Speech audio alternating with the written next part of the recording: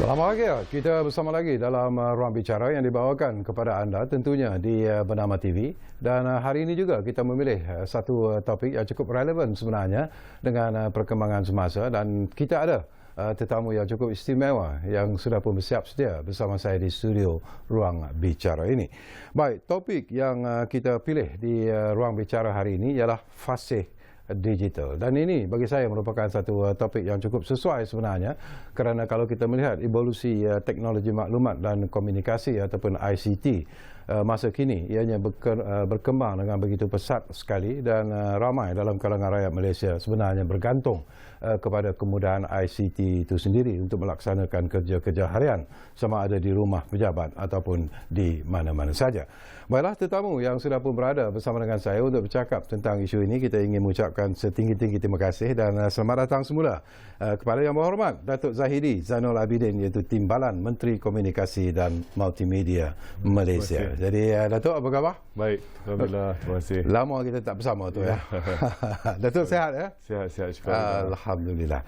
Baik Datuk, ini merupakan satu topik yang cukup relevan sebenarnya. Ini yang sedang berlaku sebenarnya, satu evolusi teknologi ataupun ICT yang begitu meluas sekali, tetapi ada juga perkara-perkara yang mungkin disalahgunakan dan sebagainya. Jadi bila kita bercakap tentang fasih digital itu sendiri, Datuk, barangkali apa yang dimaksudkan dengan fasih digital itu? Okey, terima kasih. Assalamualaikum warahmatullahi wabarakatuh. Waalaikumsalam. Pertama sekali, fasih digital ni merupakan konsep dalam kewarganegaraan digital. Okey. Ataupun kita panggil Digital citizenship. Diguna pakai di seluruh dunia sebagai satu inisiatif pendekatan untuk memperkasa pendidikan serta penggunaan teknologi. Termasuklah internet, penggunaan ICT dan internet mengenai perilaku yang baik. Penerapan nilai-nilai murni dan kebertanggungjawaban dalam kehidupan seharian. Jadi pertama sekali, kehidupan ringkasnya kewarganegaraan digital ni kita pakai dalam seluruh dunia, dan dia mempunyai tiga teras utama, iaitu teras sosial, teras kecerdasan, teras selamat. Dan terdapat elemen-elemen asas digital, etika digital, undang-undang digital, komunikasi digital, perniagaan digital, fasih digital. Ini salah satu yang fasih digital. Melindungi dan kebajikan digital, hak dan tanggungjawab digital, keselamatan digital. Tapi yang pentingnya di sini memudahkan pemahaman kita. Pertama sekali, fasih digital ni adalah satu usaha kita, kerajaan untuk mendidik, memberi ilmu tentang keselamatan cyber itu sendiri. Untuk keselamatan cyber. Jadi sebab sekarang ni kita lihat penggunaan internet makin meluas, kemudahan ICT mempengaruhi kehidupan kita, dan kita gunakan digital ni, dunia digital ni terutamanya berbagai cara, contohnya dalam industri kita. Kemudahan drone dan sebagainya, robotik, banyaknya menggunakan meluas. Tapi kepahaman digital tu perlu ada supaya mereka dari segi keselamatan, supaya tidak salah gunakan kemudahan digital ni.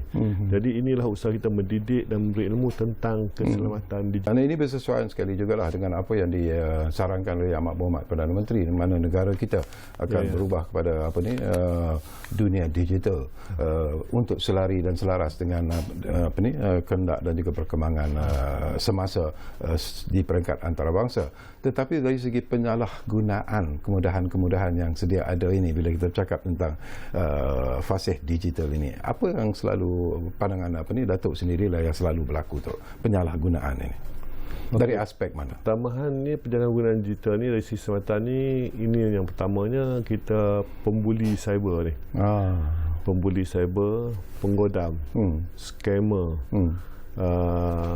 antaranya lainnya pencurian identiti. Ini adalah perkara-perkara yang kita panggilkan penyalahgunaan cyber lah. Tetapi yang penting sekali, hari ini kita lihat bahawa penggunaan internet ni semakin meningkat. Jadi bila penggunaan internet semakin meningkat, dia meliputi berbagai golongan. Kanak-kanak, belia dan orang dewasa. Jadi ini macam mana kita nak mendidik mereka supaya mereka ni tidak terlibat dengan penyalahgunaan maknanya kemudahan internet, penyalahgunaan cyber, pembuli cyber, dan perkara-perkara ni perlu kita lihat dan kita memberi pengetahuan kepada masyarakat. Dan inilah fasih digital ni yang kita kajak kenal dan usaha kerajaan untuk kita memberi ilmu, kita mendidik rakyat supaya mereka berhati-hati dari segi keselamatan cyber ni. Peranan yang perlu yang juga dimainkan oleh Kementerian Komunikasi dan Multimedia Malaysia sendiri itu dalam membimbing masyarakat ataupun rakyat Malaysia supaya tidak menyalahgunakan kemudahan cyber yang diberikan, penggunaan internet dan sebagainya. Apakah yang dilakukan oleh kementerian? Di antaranya kementerian dari segi biasalah, pertama kita kawal. Kita kawal dari segi penggunaan internet itu melalui SKMM kita. Dan yang keduanya dari segi undang-undang lah. Kita ada beberapa undang-undang yang kita gunakan untuk kita menyekat jika ada kita dakwa mereka di mahkamah. Seperti kita katakan tadilah ada 266 kes yang kita buka, 30 kes yang kita bawa ke mahkamah. Jadi ini maknanya kita mengambil tindakan tegas. Tetapi di samping itu maknanya kita mendidik. Maknanya kita lihat di sini bahawa yang pentingnya lah kawal kendiri. Tidak ada guna undang-undang dan sebagainya, kita ada akta dan sebagainya, tapi tidak ada kawal kendiri. Dan kawal kendiri inilah usaha kerajaan untuk mendidik masyarakat supaya mereka menggunakan internet, menggunakan kemudahan cyber yang kerajaan bagi itu, yang kerajaan beri itu, supaya mereka lebih berhati dan bersikap positif, tidak bersikap negatif. Sebab dalam masyarakat ni dia ada dua, satu ni dia guna tu untuk bersikap positif, satu lagi untuk negatif. Betul. Dan kita lihat bahawa penggunaan internet di negara kita ni lebih kurang 87.4%. Jadi maknanya kebanyakan rakyat Malaysia ni menggunakan internet. Menggunakan internet, dan kita lihat di sini kebanyakan handphone ni, maknanya kebanyakan handphone ada internet. Betul. Ada internet. Jadi mereka mudah untuk forward, kan, kadang-kadang untuk Facebook forward, dan Twitter mereka retweet dan sebagainya, kan, share WhatsApp dan sebagainya, kan. Jadi maknanya mereka share WhatsApp. Jadi maknanya ini perkara-perkara yang mereka maknanya boleh menggunakan cara betul ataupun menggunakan secara negatif. Jadi apabila menggunakan cara negatif, ini membahayakan masyarakat, membawa ketidakharmonian, dan juga kadang-kadang menimbulkan keadaan keselamatan yang tidak baik. Jadi bila Datuk sebut persoalan ini pun satu isu yang berlaku begitu meluas sekali itu. Kita bercakap tentang COVID-19 yang melanda negara kita. Kita bercakap tentang kawalan pergerakan pemulihan yang kita lalui sekarang ini, iaitu PKPP. Tetapi mainan dalam media sosial tu utamanya tu, kadang-kadang berita-berita palsu disebarkan dengan begitu meluas sekali, dan masyarakat mudah mempercayai apa yang disebarkan. Jadi pandangan dan juga nasihat Datuk dalam menghadapi situasi macam ini. Okey, dari segi pertama sekali kita lihat di sini, masyarakat kita dalam kajian kita lihat bahawa kita menggunakan internet, ataupun kita lihat bahawa masyarakat kadang-kadang dia duduk seorang di mana naik train ke, tempat makan ke, apa-apa tentang sendirian, pada free time mereka melihat handphone. Dan jumlah masa mereka menggunakan internet ni 8 jam. Puratanya 8 jam sehari. So dalam masa 8 jam ni, adanya menggunakan cara baik dan ada menggunakan cara yang tidak baik. Kan? Ada yang terdedah kepada jenayah cyber dan sebagainya. Jadi dalam masa 8 jam ni, terutamanya apalagi masa COVID-19 ni, masa PKP ni, mereka lebih banyak masa. Kita lihat peningkatannya lebih masak. Peningkatan penggunaan internet tu lebih meluas. Dan kita lihat dari kajian, kita lihat 80% lebih. Mana peningkatan penggunaan internet tu. Jadi maknanya lebih banyak menggunakan internet. Jadi keadaan inilah kadang-kadang terdedah mereka, kadang-kadang mereka melihat satu perkara itu ada yang menggunakan cara baik dan ada yang menyalahgunakan dan ambil kesempatan untuk menyebarkan berita-berita palsu dalam masa COVID-19 ni. Kadang-kadang mereka ni sengaja seronok menyatakan bahawa di sini ada kematian, di sini ada ni apa, dan sini ada pihak polis contohnya menimbul keresahan, menyalahgunakan kuasa sebagainya, menahan orang tertentu kan. Dan kita lihat ni perkara ni akan menimbulkan perkara yang tidak baik dan kita mengambil tindakan tegas. Sebab tu MCMC ataupun SKM dengan polis bekerjasama, kita terpaksa memendung perkara ni. Dan kita lihat di sini, di samping tu apabila mereka dalam masa PKP ni aja banyak masa, jadi kebanyakannya menggunakan internet ni untuk menimbulkan keresahan-keresahan, iaitu 3 perkara, 3 R tadi ni. R, race, perkauman, isu perkauman, religion, isu agama, R ni, dan isu royalty, maknanya kesusahan raja, mempertikaikan dan sebagainya kan. Jadi ini perkara-perkara yang kita lihat menimbulkan masalah kepada rakyat Malaysia, terutamanya tentang berita palsu kan, menimbulkan isu-isu yang tidak yang negatif dan tidak baiklah kepada rakyat negara kita. Tapi walaupun pun dari usaha kerajaan, usaha pihak berkuasa, kita telah lihat bahawa makna usaha-usaha kita berjaya lah dari segi sekatan dan sebagainya. Kita di antaranya berjaya mengawal COVID-19 ni. Jadi kerjasama rakyat, kerjasama masyarakat dalam usaha kita, usaha kerajaan juga makna diterima baik dan kita berjaya mengawal COVID-19 ni. Dan ini perkara yang cukup baiklah, kita terima kasih. Terutamanya kita kesian kepada frontliner. Di satu masa frontliner bertungkus lumus menyelesaikan masalah COVID-19 ni, membantu masyarakat, membantu rakyat, tetapi di satu masa yang lain ada orang pula menyebarkan berita palsu kan, menimbul keresahan. Jadi ini kita berjayalah kita menyekat ni sebab dan menyedarkan masyarakat bahawa kasihanlah mereka yang bekerja keras, dan kita sama-sama bekerjasamalah untuk menentang COVID-19 ni untuk kita berjaya. Itu yang penting.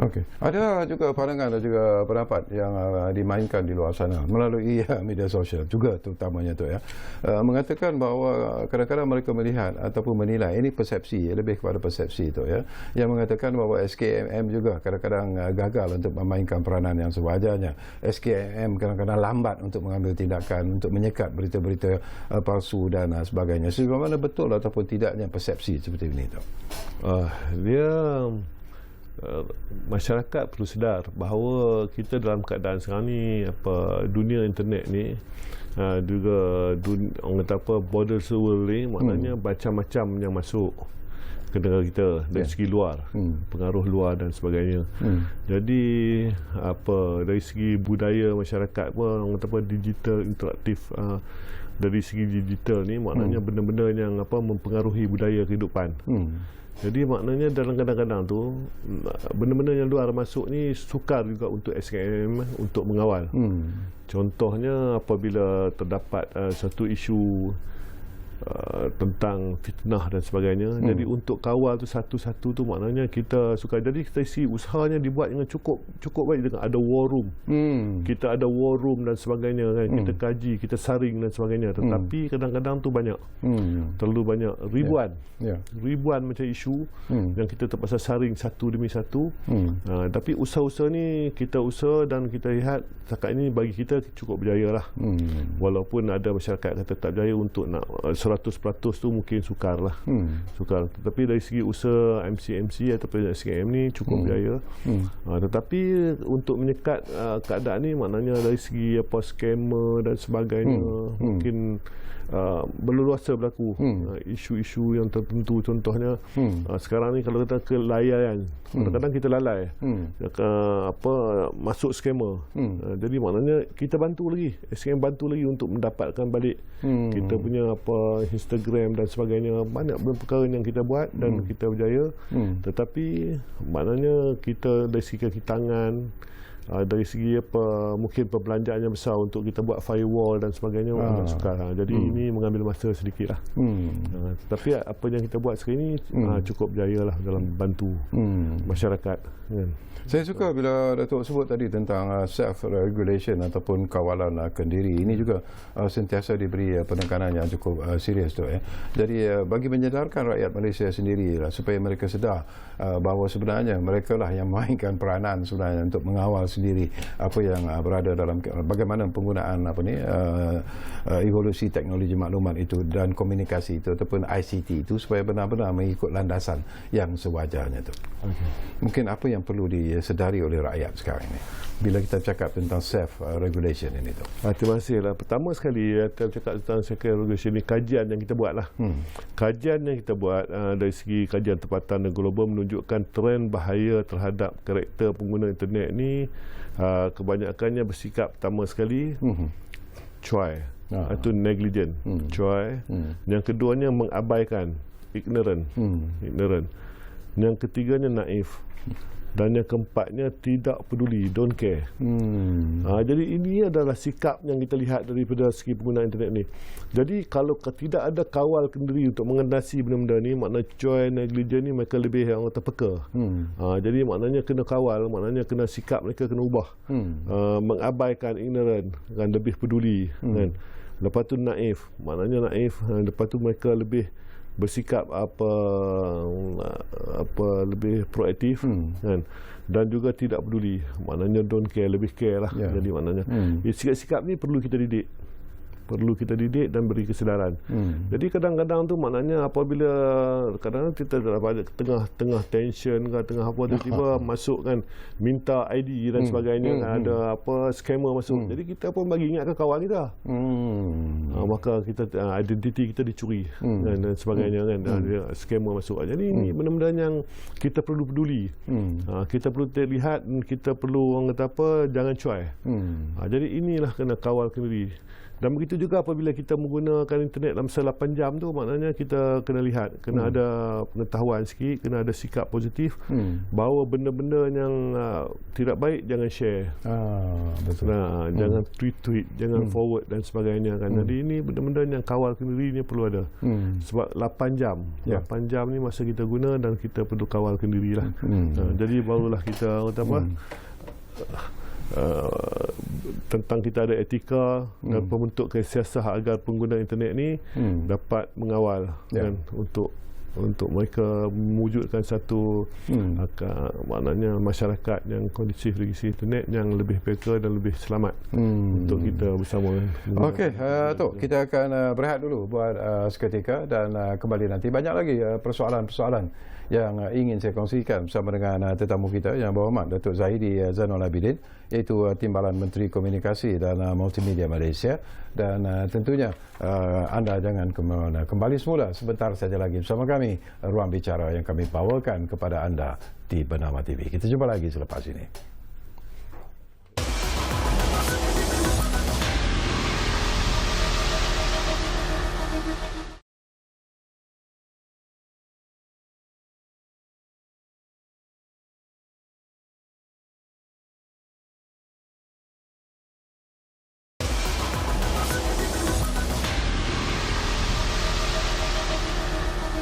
Baiklah, kami berterima kasih kerana anda masih lagi bersama kami di Ruang Bicara ini, dan kita masih lagi bercakap tentang fasih digital, dan kita tentunya masih lagi bersama dengan Berhormat Datuk Zahidi Zainul Abidin, iaitu Timbalan Menteri Komunikasi dan Multimedia Malaysia. Tadi sebelum kita berehat tu, ialah kita bercakap tentang apa yang perlu dilakukan oleh masyarakat. Tetapi yang paling menarik di sini ialah tentang peranan ibu bapa itu sendiri. Sebenarnya yang harus mengawal penggunaan ICT ini di kalangan anak-anak. Ini yang menjadi satu perkara yang sering dibangkitkan, dan saya difahamkan ada apa yang dilakukan oleh pihak kementerian sini, apa yang disebut sebagai cyber safe. Jadi apa yang dimaksudkan itu sebenarnya tu? Okey, terima kasih. Pertama sekali, usaha kita ni maknanya bukan saja letak ibu bapa dan kanak-kanak, tetapi secara menyeluruhnya program kita telah membuat plan strategik Kementerian Komunikasi dan Multimedia ni dalam usaha kita untuk memastikan keselangsungan kesedaran cyber di kalangan pengguna internet ni. Dan di antaranya ini adalah program-program di antaranya adalah maknanya dari segi keibu bapaan ni, Pertama sekali memberi kesedaran, kita membuat program ceramah dan sebagainya, kita panggil daripada SKMM dan juga pakar-pakar dalam bidang digital ni untuk memberi penerangan kepada ibu bapa dan mendidik ibu bapa. Di samping itu juga tentang kanak-kanak ni, tentang program cyber safe ni tentang kanak-kanak. Penginginan program tentang kanak-kanak ni juga kita ada program, kita panggil kanak-kanak ni dan kita buat macam-macam aktiviti. Di antara aktivitinya dari segi seni lukisan doodle yang kita katakan. Jadi maknanya untuk kanak-kanak di mana kanak-kanak dibuat secara freehand dengan melakar corak dan abstrak terlintas di fikiran mereka dan kita didik mereka dengan dan menterjemahkan konsep fasa digital untuk yang mengandungi elemen kesedaran, komunikasi, pemikiran, kreatif dan kerjasama. Ini antaranya program-program. Lepas tu penerbitan buku mendidik anak-anak digital dari segi kementerian yang kita lakukan. Dan juga antara program-program kita tu dengan masyarakat ni tugasamanya kanak-kanak, ibu bapa memupuk fasa digital dalam abad mengadakan forum SID 2020. Ini lepas tu kemudian sambutan tahunan Hari Keselamatan Internet. Di antaranya program-program yang kita buat ataupun kita usahakan bersama macam-macam program yang kita susun supaya memberi kesedaran kepada masyarakat tentang fasih digital ni. Supaya masyarakat lebih sedar, peka dan masyarakat lebih mendekatkan diri mereka dengan ilmu tentang keselamatan cyber ni supaya mereka dapat menjadi pengguna cyber yang positif. Ada juga cadangan, ada juga pendapat yang mengatakan itu barangkali dalam usaha untuk mencapai satu keputusan yang lebih positif dalam usaha untuk mendidik anak-anak ini, barangkali ianya harus bermula di peringkat sekolah rendah lagi dan ini mungkin akan memberikan satu impak ataupun kesan yang lebih positif kepada mentaliti dan juga pendekatan kanak-kanak nanti. Jadi komen Datuk tentang perkara ini. Terima kasih. Dan kita lihat di sini memang benar. Dari segi penggunaan digital ni, penggunaan internet dan semuanya dari segi maknanya dunia ICT ni, kita lihat masyarakat sudah berbeza. Mana kanak-kanak lebih berminat. Di zaman kanak-kanak kita dulu dengan zaman sekarang dah berbeza. Kanak-kanak tidak lagi lah bermain seperti mana kanak-kanak dulu main. Betul. Zaman kita dulu zaman burung, tangkap burung, belah burung, main goli, jadi main jadi maknanya main getah-getah dan sebagainya kan. Jadi masyarakat dah tak ada lah kan. Dulu ni kita lihat perubahan zaman, ada zaman hero-hero kartun dulu ada gambar, main gambar kan. Jadi sekarang tak ada dah. Tak ada, betul. Tak ada dah, kita tak nampak lah. Jadi sekarang lebih tumpu kepada handphone, gadget dan sebagainya kan. Notebook. Kanak-kanak sekecilnya dah main notebook lah, dah ada notebook kan. Betul. Jadi penggunaan ni cukup penting. Pendidikan dari si kanak-kanak awalnya cukup penting. Dan mereka lebih pintar. Kadang-kadang kanak-kanak tu lebih pintar daripada ibu bapa sendiri. Betul. Dan mereka lebih pintar. Jadi kadang-kadang kita lihat di sini bahawa perlu usaha-usaha kita dari segi kerajaan, MC mendidik daripada peringkat awal lagi. Sebab itulah kita ada program sekolah dan sebagainya. Dan kita mendidik mereka. Dan kalau boleh maknanya kita mendidik mereka melalui internet itu sendiri. Sebab masa yang panjang tu kan mereka gunakan untuk melihat menggunakan internet tu maknanya perlu ada didikan dan sebagainya dan kerajaan tengah usaha supaya dari sini maknanya macam mana kita nak mendidik di peringkat awal lagi. Ini penting kan? Dan kita adakan program-program lah maknanya MC tengah melakarkan program dan kerajaan melakarkan program macam mana kita dah harusnya mendidik anak-anak ini supaya mereka lebih menjadi pengguna internet yang lebih positif. Okey, bila kita bercakap tentang apa yang dilalui sepanjang COVID-19 ini dan sekarang ini satu istilah baru pula muncul iaitu tentang the new normal baru dalam kehidupan kita, dalam masyarakat kita dan sebagainya. Jadi bagaimana SKMM sendiri perlu menyesuaikan diri bila kita bercakap tentang dunia ICT ini ataupun teknologi ICT ini dengan the new normal, kerana ianya akan menjadi satu perkara asas ataupun perkara utama sekarang ini dalam kehidupan masyarakat, the new normal ini. New norm ni kita lihat bahawa daripada segi kehidupan kita lah, dari segi budaya, kehidupan dan sebagainya, maknanya kita dah berubah. Maknanya kita kalau nak beli makanan dan sebagainya, maknanya kita lihat bahawa sekarang ni tak payah pergi kedai lah. Dan kita lihat dari segi perniagaan pun dah berubah. Betul. Berubah. Dari sekarang ni contohnya, kita kekurangan dari segi dulu ni kita beli makanan, kita pergi shopping sendiri dan sebagainya, tetapi sekarang ni kita lihat kekurangan peluang. Dari segi Grab atau motor tu, apa delivery pun 4,000, masih kekurangan 4,000 orang yang motor untuk delivery ni, maknanya masih tak cukup, dan peluang pekerjaan 4,000 lagi untuk yang delivery ni. Jadi siap-siap macam-macam perniagaan. Begitu juga membeli barangan dan sebagainya. Jadi dulu ni maknanya kita lihat, mungkin satu hari kita lihat pejabat pos ni dah mati dah. Dah mati dah pejabat pos ni, maknanya orang tak hantar surat lah, kan. Tiba-tiba ada delivery pula. Jadi maknanya memberi barang dalam talian, kan. Jadi maknanya begitu, maknanya pejabat pos keuntungannya dari segi ini pula. Maknanya peningkatan, kan, bergali ganda membeli barang. Jadi kita lihat di sini bahawa new norms ni telah merubah kehidupan kita.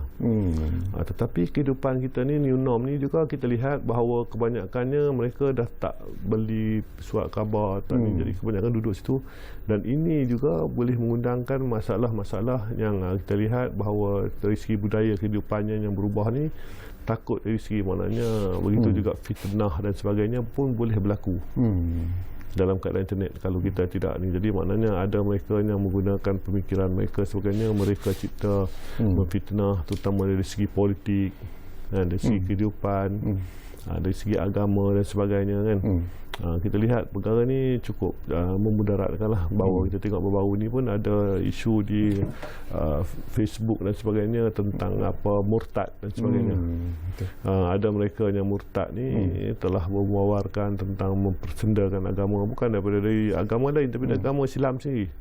Apabila mereka beragama Islam, mereka kecewa dan sebagainya, mereka tukar kepada agama lain dan menghina agama sendiri, menghina agama Islam itu sendiri, kan. Jadi ini jadi maknanya terdapat mereka-mereka yang terdapat menimbulkan isu-isu dalam norma baru ni, isu-isu dalam internet ni, Islam, Facebook dan sebagainya, meracuni pemikiran masyarakat dari segi agama dan sebagainya, dan ini akan menimbulkan kemarahan dan sebagainya lah, kan. Daripada masalah-masalah yang Datuk sebut tadi, apakah Datuk merasakan bahawa mungkin tadi pun Datuk sebut tentang inisiatif yang telah pun dilakukan, tetapi perannya mungkin boleh dimainkan seterusnya oleh cyber security Malaysia ini, apakah akan ada penambahan ataupun pembaikan dari segi peranan yang akan dimainkan oleh mereka nanti? Ya, dari segi cyber security ni maknanya dalam kita memanglah dari segi kerjaan kita adakan penerangan dan sebagainya, tetapi kadang-kadang penerangan tu sukar dipercayai. Jadi ini yang kita takut ni, penerangan yang kadang-kadang contohnya satu isu tu ditimbulkan oleh orang-orang yang berpengaruh dan sebagainya. Tapi kadang-kadang cyber security dan kerajaan beri penerangan, jadi mereka kadang-kadang benda tu tidak sampai, ataupun ada isu-isu, contoh isu politik lah, kan. Satu isu contohnya kita lihat tentang satu isu yang dikatakan bahawa harga minyak turun, kan, ke sekian-sekian banyak, yang bercakap tu orang berpengaruh. Jadi kerajaan kalau kita bagi penangan pun kata sukar turun sebab dia bergantung pada harga minyak dunia. Kerajaan tidak boleh bagi, kalau harga minyak dunia ni meningkat maka kita tak boleh bagi minyak, kita tak boleh bagi harga yang telah dinyatakan, tetapi tak, boleh sebab ini pemimpin hebat, kan, boleh turun, kan. Jadi kita kena tukar kerajaan dan sebagainya, kan. Jadi maknanya kadang-kadang ada isu yang kita boleh terang, tapi ada isu yang sukar kita nak terang. Contohnya PTPN. Padahal yang minjam duit tu orang yang berpendidikan, orang yang berpelajaran. Contohnya orang yang ada degree, ada ijazah, ada masters, ada PhD, kan. Mereka ni berpelajaran tinggi. Siapa lagi kalau dalam dunia ni, maknanya kalau kita yang pintar, orang yang boleh pelajaran lah. Tetapi orang yang kata boleh turun, tak payah bayar. Kita kena sokong ni, tak payah bayar hutang, tak payah bayar duit kerajaan. Jadi macam mana kita nak terang? Kadang-kadang kita nak terang balik ni tak jadi, susah. Hutang kena bayar, duit kerajaan ni kita ada, kita bagi bantuan. Dulu, zaman dulu belajar, kita kena jual kebun, jual tanah, jual apa binatang ternakan kalau anak nak pergi universiti. Tapi kerajaan buat PTPN, untuk bantu utang. Kita bayar kemudian.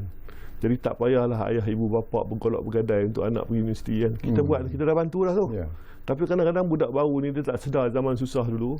Tiba-tiba ni, oh tak payah bayar. Tapi yang kata tak payah bayar ni orang berpendidikan, yang ada doktorate, ada master, sarjana dan sebagainya. Jadi ini kita sukar untuk kita terang balik. Lepas tu kita kata tadi tu tentang apa kawalkan diri tu. Penting tentang kawalkan diri tu. Jadi makna kita berfikiran sendiri, aku dalam agama hutang kena bayar. Kerana kerajaan bagi kemudahan ni, syukurlah kepada Allah kerana aku dapat bernyaman, tak payah susah ibu bapa, dan aku bekerja ke depan dengan gajinya mahal, aku bayar hutang. Jadi maknanya sikap positif kita sendiri tu, kawalkan diri tu. Jadi ini benda-benda yang kita lihat bahawa ada setengah isu kita boleh terangkan balik, tapi ada setengah isu yang kita sukar terangkan balik, dan kita kena ada kawalkan diri dan berfikiran sendirilah supaya ni. Jadi ada isu yang contohnya isu-isu yang masyarakat tentang apa fitnah dan sebagainya, yang polis boleh cover balik tentang fakta yang kita ada tadi kan, mysejahtera kan, .com kan, jadi namanya sejahtera.my, jadi kita ada kan. Jadi maknanya kita ada mana benda-benda yang kita terangkan balik, ada isu-isu yang kita dapat terangkan balik dalam dunia cyber ini. Bila ada tu sentuh tentang isu-isu, barangkali menarik juga tu kalau kita lihat kepada sepanjang tempoh Perintah Kawalan Pergerakan PKP dan juga Perintah Kawalan Pergerakan Bersyarat PB. Apakah insiden-insiden keselamatan cyber yang paling banyak dilaporkan dan mengapa sebenarnya ini berlaku tu? Kalau kita lihat pada facts and figures yang dibentangkan ini. Okey, dari segi statistik tentang keselamatan cyber ni kita lihat bahawa jenis insidennya pertama sekali penipuan lah. Fraud. Penipuan, fraud. Fraud ni dalam lebih kurang 4,280 kes. Kan? Yang keduanya pencerobohan, lebih kurang 617. Lepas tu gangguan cyber. Gangguan cyber ni lebih kurang 260. Kod berbahaya 196. Ada yang berkaitan dengan kandungan 120. Spam 73. Cubaan pencerobohan. Percubaan pencerobohan ni 44. Laporan kerentanan 39. Penafian perkhidmatan 12. Jadi jika kita bandingkan dengan tahun-tahun sebelum ini tu sebelum COVID-19 dan sebelum kita dikenakan Perintah Kawalan Pergerakan dan sebagainya, apakah Datuk melihat bahawa sebenarnya ada penurunan jika dibandingkan dengan statistik tahun 2019 sebagai contoh tu? Tahun 2019, tapi kita lihat ni peningkatan lah masa Perintah Kawalan ni, maknanya peningkatan lah. Daripada 1,471 kes jadi 3,075 kes. Peningkatan. Jadi kita lihat dalam masa ni, apabila masa banyak digunakan tu, maknanya peningkatan tu lebih tinggi. Okey, satu lagi isu yang saya nak kongsi bersama dengan Datuk lah. Ini juga tentang apa yang Datuk dapat lihat lah. Selepas kita mengalami, ketika mengalami COVID-19 ini tu kerajaan juga dalam usaha untuk memulihkan ekonomi negara memperkenalkan berbagai package ekonomi. Kita ada prihatin dan sebagainya. Tetapi apakah Datuk melihat bahawa respon dalam media sosial juga sudah pun mula berubah sekarang ini? Seolah-olah mereka menyambut baik tindakan-tindakan, langkah-langkah yang diambil oleh kerajaan dalam memulihkan kehidupan dan juga ekonomi negara. Okey. Dari segi kita lihat, kita ada dua program kerajaan yang kita lihat diterima baik masyarakat lah. Satunya prihatin, yang keduanya penjana. Penjana. Jadi apabila tempoh PKP ni, maknanya rakyat lebih bersyukur. Sebab dalam keadaan sekarang ni, rakyat sudah jemu dengan politik ni. Tentang pertikahan politik, pertukaran kerajaan, rakyat mau melihat bahawa ekonomi berkembang, apalagi kita menghadapi masalah COVID-19 ni. Jadi rakyat mau melihat bahawa kerajaan yang stabil, kerajaan yang dapat membantu mereka. Dan inilah apa yang dibuat oleh Perdana Menteri kita dan kerajaan yang pada hari ini cukup dilihat, diterima rakyat, diterima masyarakat sebab semuanya memberi. memberi bantuan, memberi kemudahan, membantu dan sebagainya, pinjaman dari segi penjana, dari segi rakyatnya dapat memberi membantu mereka dari segi kemudahan keuangan lah. Maknanya kalau yang meniaga tu maknanya tak boleh meniaga, dibantu dari segi keuangan. Belia, golongan pekerja-pekerja yang tidak dapat bekerja, semuanya kita bagilah, maknanya kita bagi imbuhan keuangan. Dan ini disambut baik oleh masyarakat lah. Walaupun dalam keadaan sekarang ni, mana kita tak pun persoalkan bahawa kerajaan tak ada duit, kerajaan perlu pinjam. Pada kerajaan hari ini kita lihat tak pernah mengut bahawa mereka susah, kan? Apanya mereka tak nak memberi bantuan kepada rakyat, dan rakyat menerima cukup baiklah dan bersyukur. Bagi mereka yang rakyat yang baik adalah mereka yang bersyukur. Dan kita lihat ni ramai rakyat bersyukur tentang apa yang mereka dapat bantuan, dan hari ini mereka amat terima kasihlah pada kerajaan pada hari ini. Dan kerajaan juga terus-menerus memberi bantuan selepas kita lihat program prihatin, program penjana pula. Dan ini kita berusaha. Walaupun dalam keadaan ni maknanya masing-masing kata apa, bleeding, berdarah. Berdarah dalam kesukaran. Semua sektornya ada kesukaran, tetapi kita lihat bantu-membantu di antara satu sektor dengan lain, antara kerajaan dengan rakyat, antara majikan dengan pekerja. Kita lihat ada apa maknanya sifat yang sentiasa membantu dan mewujudkan keadaan yang cukup baik di negara kita. Alhamdulillah. Baik, kita berehat buat kali terakhir dan kembali nanti. Tak banyak lagi masa yang tinggal, tapi ada lagi persoalan-persoalan yang mungkin sempat saya kongsikan bersama dengan tetamu kita yang berhormat, Datuk Zahidi Zainul Abidin. Kita rehat buat kali terakhir.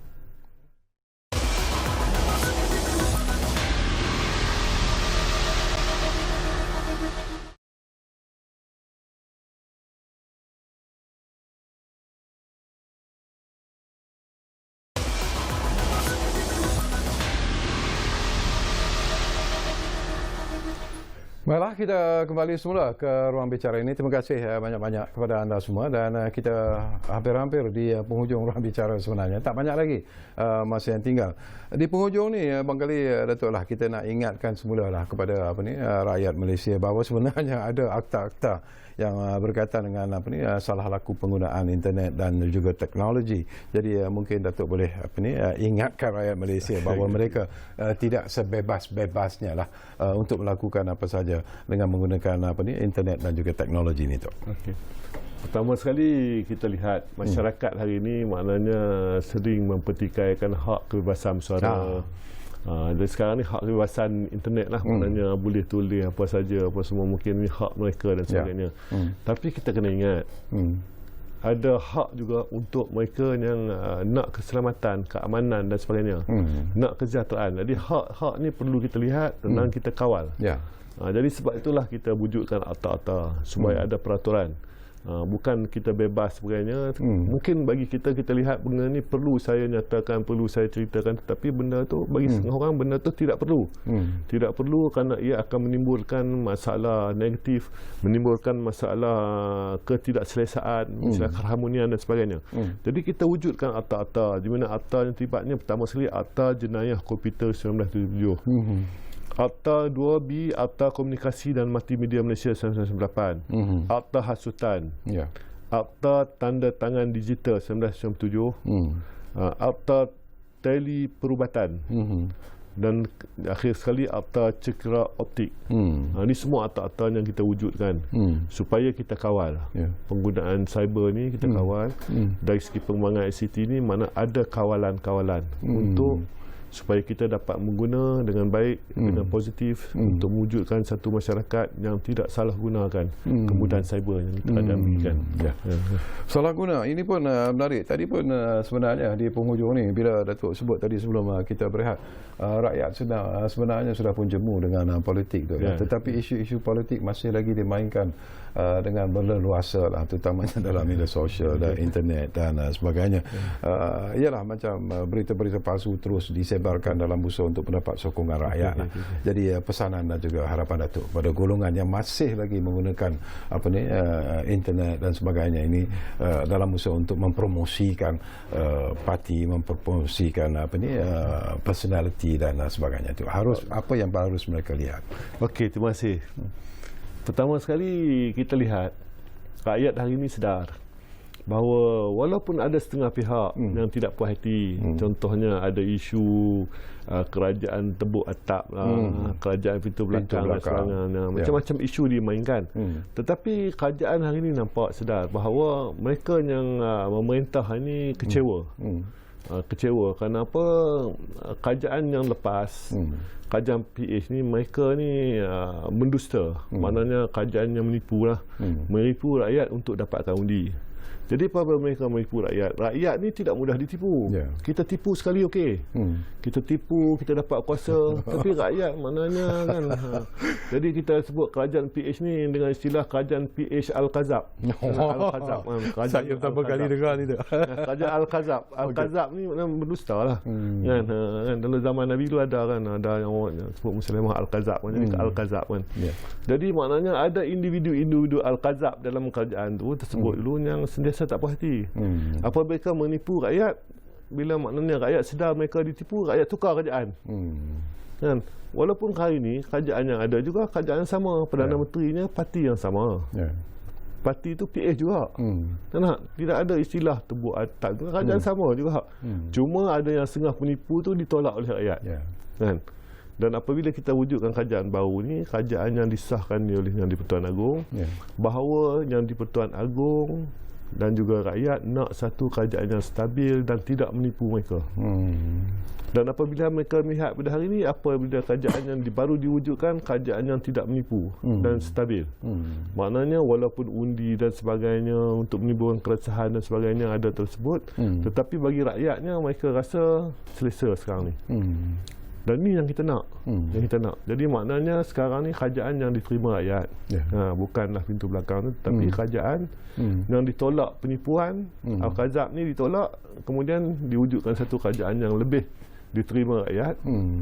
Dan hari ini kita lihat, kalaulah maknanya keadaan ini berterusan dan kita dapat kawal dari segi PKP ni, kita menentang musuh COVID ni, maknanya COVID yang kita menentang COVID bersama-sama. Syukur Alhamdulillah, maknanya kita berjaya setakat ni. Dan kalaulah mereka yang tak puas hati apa semua tu, kita tidak ada masalah, mungkin kita akan adakan, kalau boleh, pilihan raya semula. Kan tak? Jadi maknanya sekarang ni, maknanya kerajaan yang lama tak perlulah maknanya kita timbulkan isu fitnah dan sebagainya, tak puas hati dan sebagainya. Kalau tak puas hati, maknanya kita adakan pilihan raya baru. Kan? Jadi lebih lebih selamat supaya kerajaan rakyat dapat beri mandat baru kepada siapa saja. Sebab sekarang ni apa-apa kita balik kepada rakyat. Betul. Jadi kita lihat kerajaan hari ini pun juga apa-apa balik kepada rakyat, memberi ya.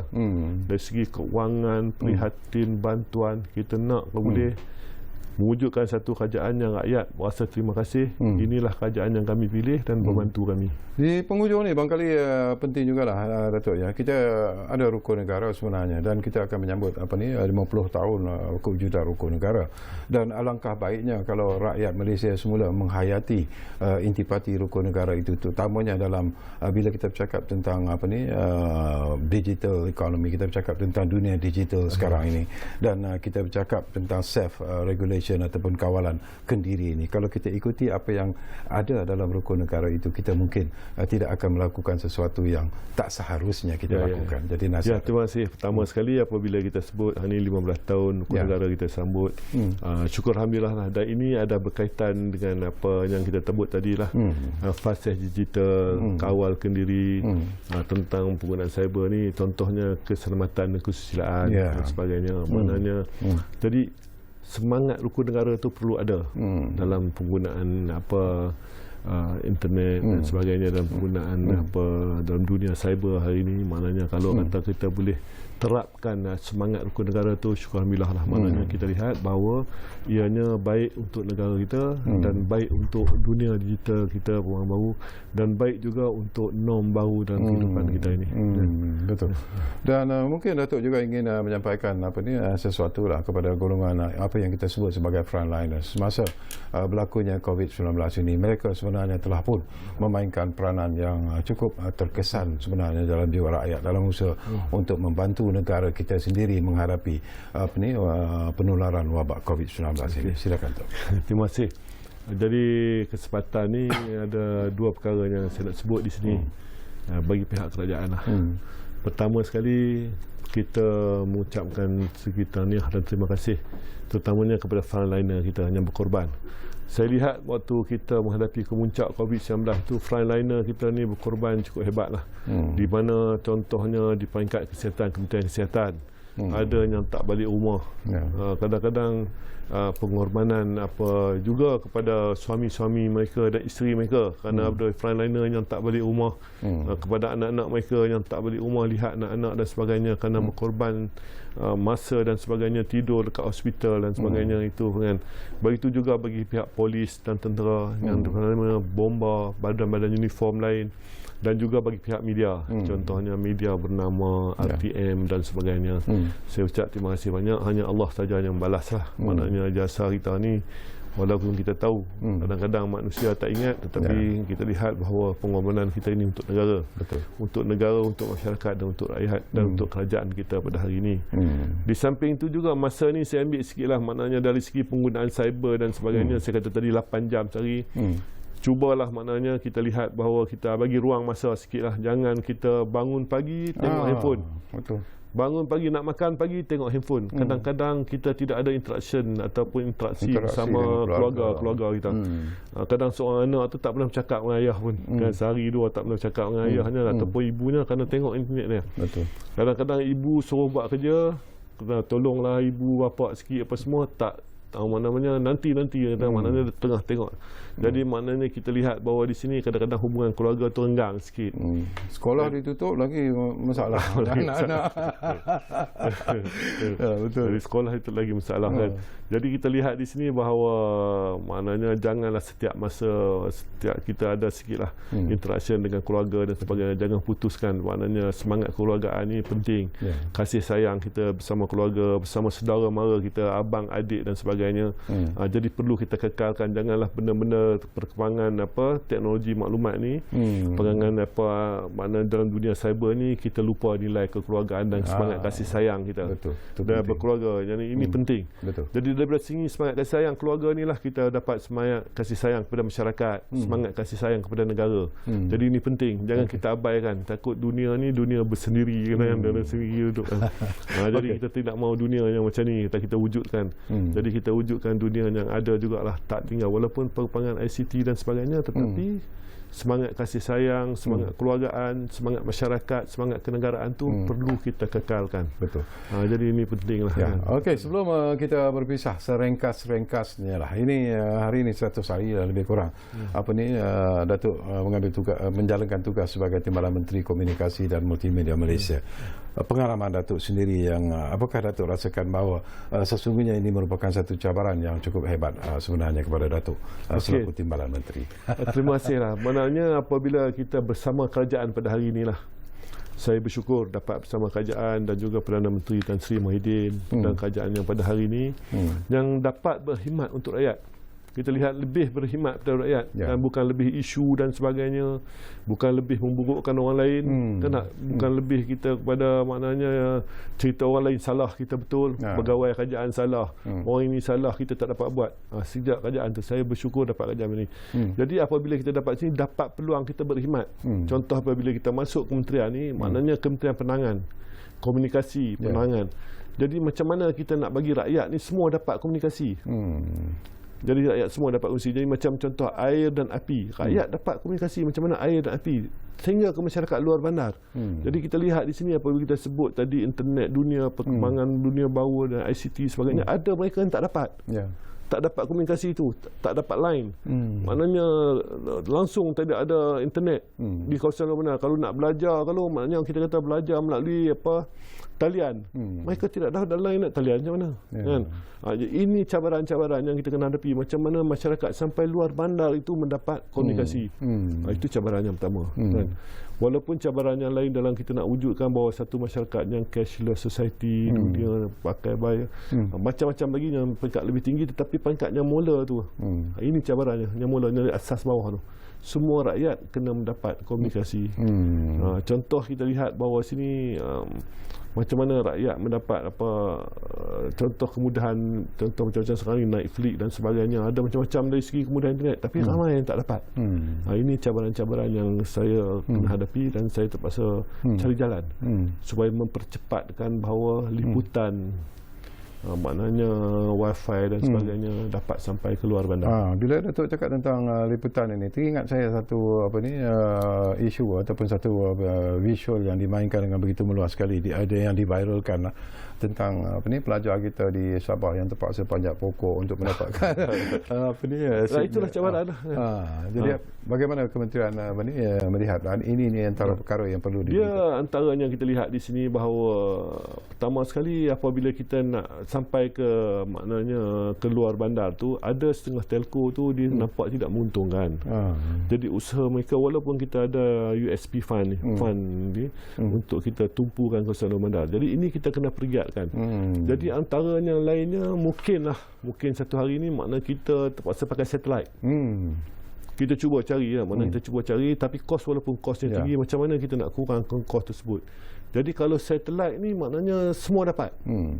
Tak payah maknanya kita guna fiber optik, tower dan sebagainya. Ini tengah kajian, tengah usahakan, tengah mencari jalan supaya dalam masa terdekat ni kita dapat sampai keluar bandar, semua orang patut dapat. Kita nak kata boleh lebih hebat daripada negara luar. Kalau kita lihat sekarang ni mungkin Thailand apa semua tu lebih cepat daripada kita, maknanya mana kelajuannya lebih cepat dan sebagainya. Tapi kita nak kalau boleh, maknanya bagaimana kita nak mengatasi perkara ini. Ini cabaran-cabaran yang saya kena hadapi dan juga kementerian, termasuk menteri kita lah kena hadapi, supaya kita dapat, pertama sekali semua orang patut dapat ada kemudahan. Okey, baik. Terima kasih banyak-banyak kepada Yang Berhormat Datuk Zahidi kerana sudi bersama kami di ruang bicara ini, dan secara peribadinya saya cukup selesa dapat sembang-sembang bersama dengan Datuk, dan insya-Allah Datuk kalau masa mengizinkan, mungkin di masa-masa yang akan datang kita duduk lagi untuk bercakap tentang banyak isu, terutamanya isu politik, kerana saya tahu bila bercakap tentang isu politik Datuk akan panas dan sebagainya, bersemangat itu lain sebenarnya. Jadi terima kasih banyak kepada Datuk Zahidi, dan tentunya kami juga mengucapkan terima kasih kepada anda yang telah pun bersama kami di ruang bicara ini. Dan seperti yang selalu kami janjikan, ruang bicara akan terus berbicara bersama anda dari masa ke semasa. Kita jumpa lagi. Assalamualaikum.